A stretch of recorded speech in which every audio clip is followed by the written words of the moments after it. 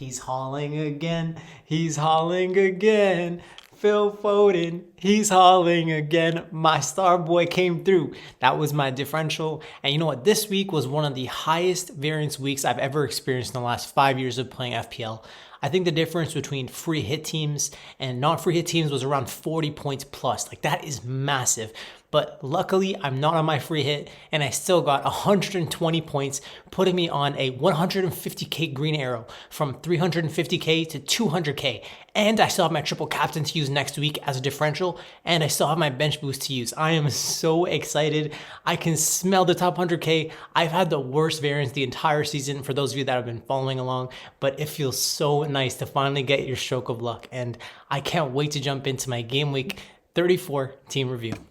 Going into game week 34, I felt really exposed to risk because when I was looking at my team, I know there are a lot of doublers, but I'm not sure if I had the right doublers in all honesty. And the one reason that I was really nervous to go into game week 34 was because my initial intention was to have a chip active. Throughout the entire week, I was looking to pull the trigger on a bench boost, but on the day of the deadline, there were a lot of news that came out about some of the players that I owned. Haaland, Palmer, and Gusto were all doubts to even get minutes in their fixtures. In fact, we also heard that Aït-Nouri was not fit enough to start the game against Arsenal. Because Aït-Nouri was not fit, I decided to sell him to Dan Burn, who is a 4.5 Newcastle center back now, formerly a left back, but with the injuries that they've gone through, Dan Burn's now filling in at center back. And I just thought to myself, like, I don't think I have the guts to bench boost a team like this that has Palmer and Gusto playing against Arsenal, even though I'm a Liverpool fan and I really thought that Palmer would be able to get something with the form that he's in.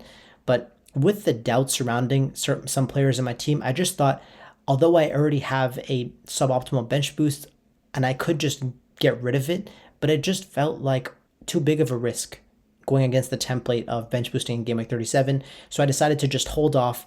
And because of that, when the deadline passed, I really thought I was going to be staring at a red arrow, and it was only going to be how big the red arrow was going to be. But boy, was I wrong. I ended up with 127 points, no free hit, no problem, and I went from the top 350k to the top 200k. I honestly can't even believe it. I haven't felt this much positive variance all season. This feels like the first time in at least 20 weeks. I'm not even over exaggerating. Like the first time in 20 weeks where I've had something positive come my way. And it's in the form of Chana Bateta. Hakuna Mateta. It means no worries. And this guy, he's unbelievable.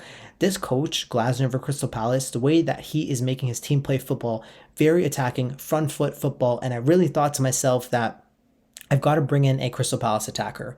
Now, last week, Antoine Semenyo, who was my differential, somebody I wildcarded with 10 weeks ago, I really love that player. But because he was injured, I thought he would be a minutes risk in the double game week, so I thought I'd just be better off selling him, and reluctantly, I sold him to Mateta last week. Now, Mateta only picked up 2 points, and I actually had to play him last week because Foden didn't end up playing any minutes, and he picked up a 2-pointer at Anfield, and I was already annoyed at this guy, but at least he had a double game week to come, right? And boy, did he repay the faith with a 29-pointer. This guy is an FPL legend. He will be in FPL history for what he has done in a double game week as a 5.0 doubling striker. Wow. In fact, Mateta ended up outscoring Eze, who is the more optimal pick, the midfielder who gets the clean sheet point. He's also on the penalties for Crystal Palace, but Mateta really felt like the talisman for this team.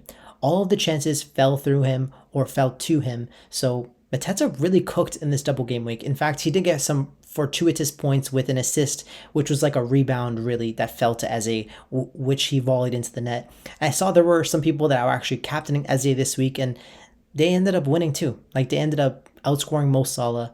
Speaking of Mo Salah, man, this double game week for Liverpool was a joke. Who would have thought the Liverpool players would be my lowest scoring players this week? That's unbelievable. I captained Mo Salah. I thought he had the most upside. Like, what is going on with Liverpool? Salah usually averages 1.08 XGI per 90. And in this game week, he ended up getting benched in the first game. And in the second game, he only put up 0.8 XGI. So in general, he went through this double game week with around 0.81 XGI. He ended up blanking, giving people 3 points, and for me, doubled to 6. He had a 180% effective ownership. Are you kidding me, Mo? What is happening with Liverpool? Against Everton, we lost them and we ended our season. I am fuming. Look at Van Dijk. He has 2 points in a double game week, bro. What is going on there, man? As one title contender in Liverpool don't survive by losing to Everton, another title contender in Arsenal thrive as Arsenal keep 2 clean sheets. 2 clean sheets, bro. Double Arsenal defense is ridiculous. They return weekly. Like, their defense is so elite. Now, you got to think about it like this. Wolves had a rotated team, so I didn't really think they were going to score. I mean, the only player that had a chance of doing something was Hwang, but he didn't really get much help from some of the other players. I mean, Aït-Nouri has been one of their most creative assets in Wolves, and he was benched. He wasn't even going to be fit to start the Arsenal game, and so without Neto as well, I just thought their attack was going to be blunt, and of course they kept a clean sheet. I mean, Arsenal have been too elite to be playing like a backup 11 and expecting to score against them. Now, I was really expecting Chelsea to score because, Cole Palmer has been so in form, but given the fact that he was going to be out, I don't think they have anyone else in the Chelsea squad that can link the play between midfield and forward like Cole Palmer can, and because of that, Chelsea really didn't have many chances to score. Of course, from set pieces, there were some opportunities to ruin the clean sheet, but it never came through. And Arsenal defense owners get through it again. It's like another game where like an offensive player hits the post once or twice and they still keep the clean sheet. That's what it's been like for Arsenal. They've been getting a lot of positive variance, especially from the clean sheet defensive perspective. And I'm happy that Raya ended up keeping the clean to cover up what Gabriel did. In fact, most people that own Gabriel, they own him for the aerial XG threat that he has from set pieces, but he wasn't the one to go for. It was Ben White. Ben White picks up some crazy positions because Saka will end up getting doubled up for most of the defenders, and Ben White's just running around, overlapping, and he's pretty much unmarked most of the time because defenders don't really care about Ben White's end product, and he's been improving that throughout the entire season. He ended up with 2 goals. One of them was pretty fortuitous, like very lucky, but I guess you'll take them as a Ben White owner, and he ended up killing it this week. Gabriel didn't do much. Raya ended up outscoring Gabriel, which makes me really, really happy because he was the highest EO defender. But it doesn't matter. If you had Saliba, Gabriel, or White, you got 2 clean sheets either way. You lucky bums. If you look at my defense, I got pretty lucky too. Tarkowski ended up keeping 2 clean sheets, one against Liverpool. Ridiculous. But at least he paid me back for his -2 that he got me last week. So I'm happy that he got me some points. And Zibani's clean sheet against Wolves, I got lucky with that too. Because I think Hwang scored a goal, but VAR ruled it out for some sort of offense that Cunha had in the build-up play. But it doesn't even matter to me. I'll take the 7 points to the bank and I'll go home. And of course, Solanke picks up another return. He's been taking over throughout the entire season, and on penalties with the double game week to come, I was never going to sell him. And I think this could be one of his last days in my team, but he has been a very loyal servant for me on my wild card around 10 weeks ago. And I'm happy that I had the confidence to keep the faith in him, and he repaid the faith this week once again. But overall, a 150k green arrow just inside the top 200k. Looking at my Game Week 34 team, I think there are certain players that have sort of passed their expiry date, and I don't have a wild card to just sort of, snap my fingers and get rid of half of my players. There are certain players that I think I have to get rid of because they're not optimal from now until the end. 2 names that really stand out to me are going to be Martin Odegaard and Dominic Solanke. In the Odegaard position, it's very obvious to bring in Heung-Min Son, an analytical darling, actually overperformer for Spurs who have a double in 35 as well as 37. It's obvious to bring in Son. Now, the only way I could fund it would be doing Solanke down to somebody like Nicholas Jackson, or doing Solanke up to somebody like Isak and then making the second move for a hit and doing Virgil down to get the money. So that is something I really need to think about, because doing Isak or Jackson will be one of the most important decisions that will show if I will have a green arrow or a red arrow from now until the end of the season. I think the effective ownership of these 2 players is both going to be really high, and if one player strongly outscores the other, it could destroy my season. So I don't want to make this decision lightly at all. If we're looking to compare these 2 strikers, I feel like the best place to start from an analytical perspective would be the non-penalty XGI per 90 for both strikers.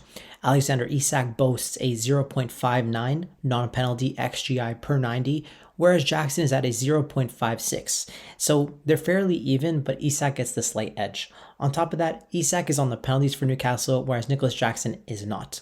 The difference between these two strikers really comes down to the conversion rate, where Isak converts his chances at a 29% clip and Jackson only converts his chances at a 16% clip. And if you just look using your eye test, it's very obvious to see that Jackson is just very frustrating, whereas Isak just glides across the pitch. He's so graceful.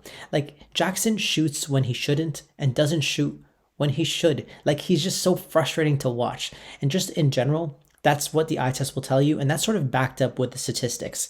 And that's why if we move on to the FPL points per start, Isak is at 5.7, whereas Jackson is at 3.8, which is very putrid, especially for a Chelsea striker. Moving on to the team data attack, Newcastle are actually the fourth best attack in the league, boasting an underlying XG on the season of 65.2, whereas Chelsea are the fifth best attack in the league, boasting an underlying XGI of 62.4. However, they have one less game played. So if we normalize for that, their team data attack is very similar. Moving on to goal involvement percentage, Isak's goal involvement percentage is slightly higher at 25%, whereas Jackson is only at a 22% goal involvement percentage. Moving on to fixtures, I would probably rate both of these fixtures for both teams as a 9 out of 10. So they both have a double game week in game week 37, but Chelsea have a double game week in game week 35, making the entry point for Nicholas Jackson this week very, very tempting. And in general, if you ever have to pick between quantity or quality, you always should pick quality. And that's why I think I would favor Isak. The underlying statistics are favoring Isak, the fixtures favor Isak, and in general, I just think the eye test would favor Isak as well. So why would you even consider going for Jackson? You've got to have your head screwed on incorrectly to consider this guy, right? He's so frustrating. But the only thing is that Jackson is 1.2 million cheaper, and he's probably just a better value pick. And the reason that I'm actually going to be picking Jackson over Isak, even though I'm sure Isak is probably the better pick, is price. And I think that's something that you really have to consider, because when I posted this on Twitter and I asked, would you rather have Isak and Cher or Jackson and Trippier, 90% of people actually picked Isak. And I think that is what I think the majority will do. However, I'm just built different, bro. Like, I'm different because I'm just thinking about Jackson, and I just think, what if over this 4 game week span, it's only a couple weeks, what if he actually boasts a similar conversion rate to Alexander Isak? Like, what if? There is a definite possibility, because we're not looking at over the long term, we're looking at over the short term. If this transfer was for something for the next 10 weeks, I'd definitely be doing Isak, even if he's more expensive. But because it's only for 3 or 4 weeks, I think I might as well just pick the cheaper player who I think can match him. One of my main reasons for avoiding Isak is the impending threat of Callum Wilson. Now, we saw what Callum Wilson could do last year. We were in this exact position around the end of the season where we had to pick between Isak and Callum Wilson, and I ended up going with Isak, but Wilson ended up massively outscoring Isak. It was ridiculous. Like, Callum Wilson, whenever he's on the pitch, is crazy. He's one of the best goal and assist per 90 strikers in Premier League. He's so good. I really like him. And on top of that, when Callum Wilson is on the pitch, Isak is not going to be on the penalties. So I feel like if Wilson and Isak share the pitch together, that lowers Isak's ceiling. Or if Wilson comes off the bench, that means Isak will only be getting 75 minutes in every game. So I'm not sure how Eddie Howe is going to be managing those minutes. In fact, if there's a double game week, maybe that can mean that Isak will not start one of those games in the double. There's a definite possibility of that. And if I'm paying more, I just want to have more assurity and more certainty. And I feel like I don't really get that, because Callum Wilson is a very, very solid striker that has been in the Premier League for so long. And I think Eddie Howe trusts Callum Wilson. The problem with Nicholas Jackson is that he has Nkunku, which is finally just coming back to fitness. He has been participating in partial first team training. I know Nkunku was really good in the Bundesliga, but we haven't seen anything in the Premier League. He doesn't have any trust from his manager. In fact, whenever Nkunku was getting minutes, he was playing alongside Nicholas Jackson. Now, I know Jackson has been frustrating, but they really don't have anyone that can mirror his hold-up play. He's really important with the way that Chelsea play, and I think you're pretty much guaranteed to have a 90-minute man with Nicholas Jackson. Now, I know I could be reading this situation wrong, but I just really value X minutes, and for that reason, I'm going to be picking Jackson over Isak. And I can't even believe I'm saying that out loud. Like, Jackson is so frustrating. I'm not confident in this decision at all, but I just feel like it's the best decision for me. moving on from Isak versus Jackson, and I know you're probably thinking about clicking off this video like, what is this guy doing picking Jackson over Isak? Well, listen, I think there are three main decision points. If you nail these three, you'll be able to have a very strong end to the season. The first will be picking between Isak or Jackson. Maybe you can even have both depending on your structure. Unfortunately, I can only have one, and I'm going to be picking Jackson just for value. The second thing is going to be nailing your captain this week. Heung-Min Son versus Cole Palmer. It's going to be really difficult because they both have double game weeks and they're both on penalties for the respective clubs. The last big decision to nail from now until the end is going to be captaining a player in game week 37 when Son has a double game week against Burnley and Man City, and Haaland has a double game week against Spurs and I think Fulham. So I think those will be the three major decisions to nail. And if you nail those, you'll have a green arrow. Now I've already decided to go for Jackson over Isak, and that's sort of ratcheting up the variance and the risk because I think the majority of people will be on Isak. And I think that's okay. I'm comfortable taking on the risk. Now, the next thing I should be thinking about is if I'm taking a risk with my transfer, should I be taking the risk with the captaincy? And this is where it's important to just understand the person that you are. And for me, I'm not a risk seeker, but I'm open to it because I'm looking to climb as much as I can. When I'm looking at my rank at the top 200K, my goal is to be in the top 100K. And I'm not sure I can just get there by making just template decisions and going with the majority. Sometimes I feel like you have to go against the herd to climb. And in general, because Cole Palmer is back in training and he's been in such good form over the last couple weeks or even months, he's been probably the better FPL pick in general over Son. And I just feel like a majority of people will probably captain Palmer. I think his effective ownership will be at around 150% this week. And I think Heung-Min Son will be the differential. I'm sure there's going to be a lot of people that may not even go to Son because they don't need to captain him. But I'm telling you right now, Heung-Min Son in big games is a massive threat. I remember last season he had a double game week against Arsenal and Liverpool, and he scored in both games. Like, I remember it specifically because I was like, man, can you imagine captaining a guy like this with two hard fixtures? Like, that'd be kind of crazy. And now I find myself in this position where I can actually use that memory and just make the other decision. And I think I'm going to be captaining Heung-Min Son. And I'm comfortable with the risk. I know it sounds a little bit crazy. Not only am I going to be bringing in Jackson over Isak, which is a differential, I'm going to be captaining Heung-Min Son over Palmer as another differential, and I'm now sort of just ratcheting up the risk. In addition, in order to have Jackson and Son on my team, I'm also going to be taking a -4. So in order to counteract that, I will also be placing my triple captaincy chip on Heung-Min Son. Listen, I don't think I have the guts to be triple captaining somebody like Cole Palmer. I didn't even know who he was before this year, and I know he's been fantastic. You know, it's like first season syndrome, where like he's playing out of his skin, he's playing great football, but the fact that Cole Palmer missed last game through illness, to me just means that his expected minutes could be at risk. There's a chance that Chelsea look to protect him throughout this double game week, where frankly, Chelsea don't have much to play for. Would it surprise you if Chelsea ended up playing Palmer, 70 minutes in both games, giving him the early sub to just protect their star player for the future? No. So because of that, and Spurs given an extra week of rest, and I know Son is not in great form, I just trust the quality of the player. And, the thing with Spurs is that it's all about death, taxes, and Spurs overperforming XG. We are hearing recently that Porro is back in training, Richarlison is back in training, so I just feel like Spurs are a much better team when Richarlison is fit, and if Richarlison's back in the 9, I think that means good things. Even though that pushes Son out wide, I just feel like he's such a good finisher. Like, I trust Heung-Min Son. He is a clinical finisher. I absolutely love this man. He has one of the best smiles in the Premier League, and I feel like if I told you that I triple captain Heung-Min Son over most people who triple captain Erling Haaland, I think I could live with myself. But if I triple captain somebody I don't really rate as, or didn't really even know who they were before the season, I just don't think I could live with myself. And so because of that, I'm going to be doing what I think is the best decision for me and what I think maximizes the points for me and keeps me the most happy at the same time. And it's going to be captaining Heung-Min Son in the North London derby, playing against one of the best defenses in Arsenal, but it's Spurs. He's going to be up for it. I don't think he'll be at risk for an early sub, especially against teams like Arsenal and against Chelsea. Now, Chelsea have been very porous defensively. They always find a way to concede, but so do Spurs. So I understand why people will look to captain Cole Palmer, and I know he will be the highest EO pick, but for me, I'm just set on Heung-Min Son. Big games, North London derby. Let's go, Son. Come on, you Spurs. Let's go, boys. Just locking in my moves, my free transfer was Dominic Solanke to Nicholas Jackson with the double game week. And for a -4, I'm going to be selling Martin Odegaard to Heung-Min Son. Now, you know there are some players when you sell them in FPL and it's like a see you later because you intend to buy them maybe later in the season or maybe next season. Well, with Odegaard, I do feel like it's goodbye. Based on the way that Arsenal have been playing defensively and, the tactical setup from Arteta, he's a defense first manager, and I'm thinking that I'll probably be on double Arsenal defense. And because Saka's on the pens, I don't think I'm ever going to go to Odegaard ever again, probably until the end of Arteta's reign with Arsenal.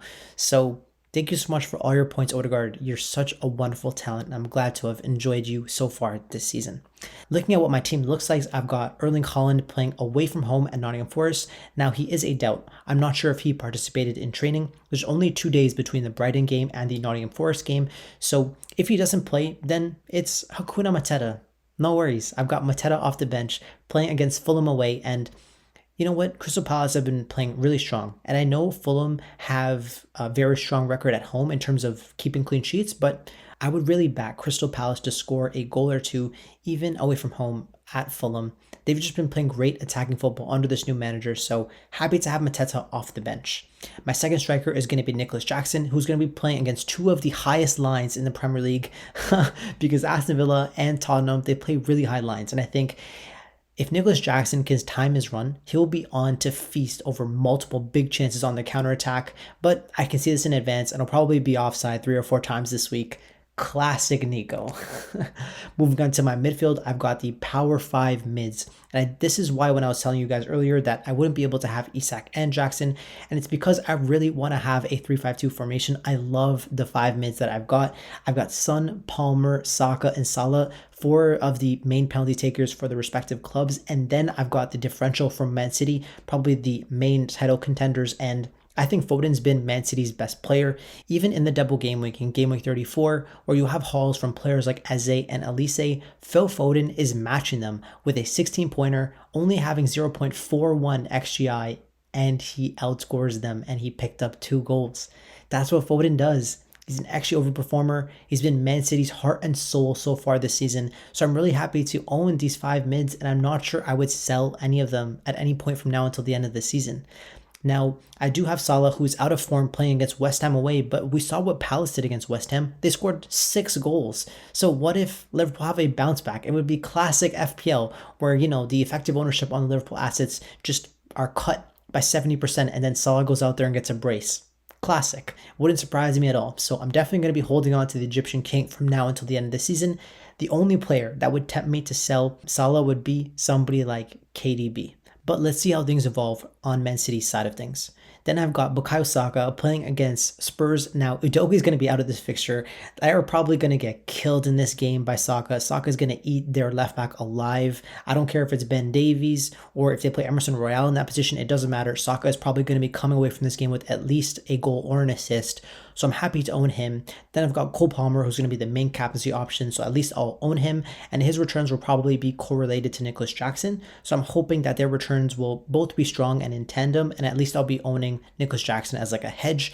And then my captain, Heung-Min Son in the North London derby. So that is what my attack looks like. And I'm very, very satisfied with that. Moving on to my defense, I do have David Raya starting ahead of Jordan Pickford. And I know Pickford has been outscoring Raya every single week whenever I've started Raya, but it is what it is. The reason that I'm going to be starting Raya is because of the emotional hedge. If I captain Son and he blanks, that probably means that Spurs didn't get a goal, and that means that Arsenal once again kept a clean sheet, and at least I would get those David Raya points. In fact, I think this is a week where David Raya can outscore all of the Arsenal defenders because I'm expecting Spurs to have lots of shots on goal.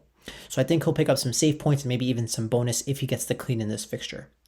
Then I've got Dan Burn playing against Sheffield United at home, and this is a very poor attack. I know that Sheffield just scored 2 goals against Man United, but Man U are just not good defensively. In fact, if we look at the expected statistics based on the graphic from Rob T FPL, the XG for Sheffield is actually below 1 at 0.88 for Sheffield, and I'd probably back Newcastle to keep it clean in either this fixture against Sheffield or their next fixture against Burnley. So I'm happy to own Dan Burn. And then I've got Tarkowski because you know what? You got to back Sean Dyche. The thing is with Sean Dyche is that he's a defense first manager, and Honestly, in this position, I really wanted to start Malo Gusto, but there is some news that's come out that Gusto may not be fit and available for this fixture. So I think I'll just be starting Tarkowski because I don't want to risk a 1-pointer for an appearance point against Tottenham, or even a start against Tottenham from Gusto, because I think Spurs will definitely score. The last player that I want to talk about is Virgil van Dijk. Calm as you like, it's Virgil van Dijk. And this could be Virgil's last game in my team. There's a chance I even take a -4 to sell him this week. Some of the options that I am considering are Pedro Porro, Kyle Walker, and Fabian Schär. I don't want to tell you who I'm going to be targeting if I even decide to take this -4, which would eventually be a -8 on the game week. And it's because my main mini league rivals are going to be looking to make transfers in their defense, or they are going to be using their wildcard to bring in some defenders. And I don't want to be telling them who I'm going to be going for, especially because my lead in the mini league is only like 5 points. And even after some hits, it'll probably be around 0. So I don't want to be telling anyone and tipping my hand as to which way I'm going to go. Whether or not I decide to sell Virgil van Dijk will be based on the news about Jared Bowen's fitness. If Bowen is healthy, then I'll probably sell Virgil van Dijk for a hit. But if Bowen is out, I'll probably just keep Van Dijk, so Liverpool can just let me down one last time. So either way, when I'm looking at my squad and I'm comparing it to the players that I want in Game Week 37, Virgil and Zabani are 2 definite transfers, and I only really need to make those 2 moves as must moves to prepare for my Game Week 37 bench boost. So if I look to take an additional hit and sell Virgil van Dijk this week, then that would mean that I could have my Game Week 36 transfer selling Zabani, and then I'd be able to sell one of Saka or Salah in Game Week 37. So this is what my team looks like for Game Week 35, and I'm really excited to activate the triple captaincy chip this week. So that's what this video looks like this week. Listen, I know I haven't been producing that much content. Apologies if I made any slides that have any errors. I actually just had an accident that happened in the house. I was taking a shower and the entire shower shattered. There was glass everywhere. Like went through some of my knee as well as my wrist, so I had to go to the emergency. But I was like, listen, like I know I'm like not working, so I was like, I have to just try my best to post some content for you guys. For the few of you that are still following along at this point in the video, thank you so much for all your support, and I'm really hoping that I provided some value to you. I'm wishing you lots of green arrows and best of success for the rest of the season, and I hope to see you soon. Take care. Peace.